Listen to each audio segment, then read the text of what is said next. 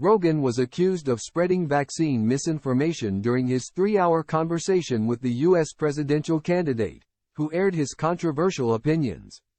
Joe Rogan has challenged a vaccine scientist to have a debate with U.S. presidential candidate Robert F Kennedy Jr. on his Spotify podcast.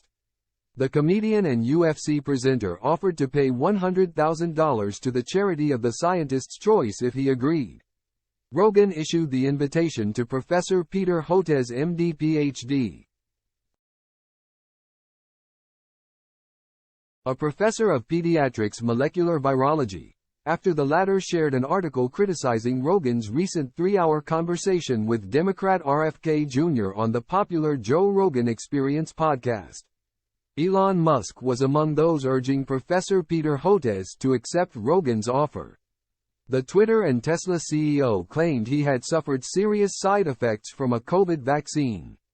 The podcast with RFK Jr., which first aired on June 15,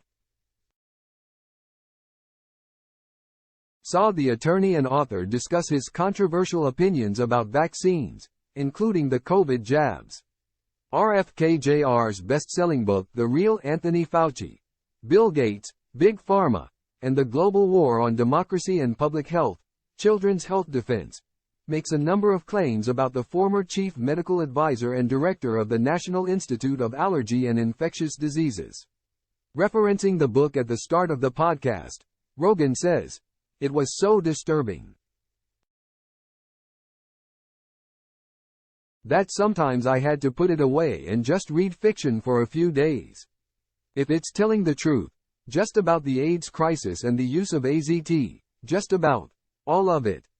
If what you, RFK Jr., are saying in that book is not true, I do not understand how you are not being sued.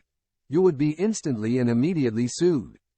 However, on Twitter, Professor Hotez said, Spotify has stopped even sort of trying to stem Joe Rogan's vaccine misinformation. And from all the online attacks I'm receiving after this absurd podcast, it's clear many actually believe this nonsense. The Vice article shared by Professor Hotez claims Rogan's conversation with RFK Jr. was an orgy of unchecked vaccine misinformation, some conspiracy mongering about 5G technology and Wi-Fi, and, of course, Rogan once again praising ivermectin, an ineffective faux COVID treatment.